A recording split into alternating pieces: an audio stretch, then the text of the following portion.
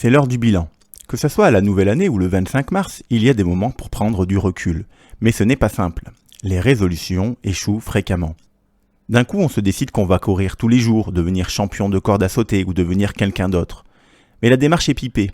Vous ne voulez pas changer dans vos rêves, vous voulez changer dans la réalité, concrète et pour longtemps.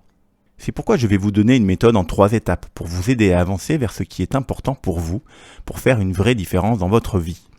Étape 1, la boussole. Votre principal souci sera d'y voir clair, de retrouver une boussole pour vous aider à avancer. Et cette boussole prend la forme d'une question.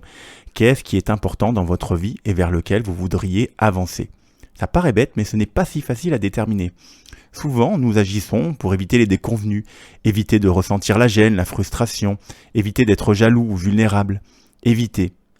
Et selon Lack, une thérapie fondée scientifiquement, cela nous rend plus malheureux qu'autre chose. Vous pouvez vous mettre à la course à pied pour vous sentir mieux ou pour éviter de vous sentir mal dans votre peau. Pensez-y, ce n'est pas pareil. Les études le montrent, les personnes qui acceptent leur corps mincissent plus que celles qui ne le font pas. Alors je vous repose la question, qu'est-ce qui est important dans votre vie et vers lequel vous voudriez avancer ? Étape 2, l'enquête.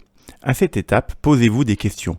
Vous pouvez vous baser sur le passé, qu'est-ce qui a coincé cette année ? Quels sont mes freins ? Qu'est-ce qui pourrait me motiver ? Qu'est-ce qui me démotive actuellement ?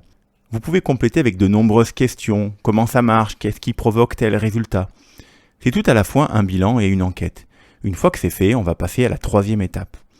Étape 3, la solution. Vous allez formuler une solution en prenant en compte tout ce que vous avez noté.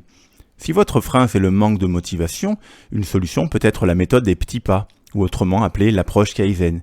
Par exemple, pour la course à pied, vous allez commencer par courir 3 fois 30 secondes, entrecoupées de 30 secondes. Et la fois d'après, vous rajouterez 30 secondes de course supplémentaire. Autre exemple, vous voulez dessiner. Votre solution est de privilégier la quantité. Tous les jours ou presque, vous dessinez quelque chose pendant 10 minutes. Il suffit juste d'avoir un calendrier de thèmes avec des mots tirés au hasard. Dans la même veine, Linktober propose un thème par jour pendant tout le mois d'octobre. Bref, formuler une solution n'est pas toujours facile. Vous pouvez enquêter plus, remettre en question les solutions conventionnelles avec des techniques de sortie du cadre. Les approches sont nombreuses, mais se basent toutes sur la créativité et la résolution de problèmes. Voilà, vous avez l'essentiel. Prenez votre temps, revenez dessus ultérieurement si besoin, et parfois c'est en laissant reposer qu'on trouve les meilleures solutions. Sur ce, je vous souhaite d'avancer positivement vers ce qui vous porte et vous transporte.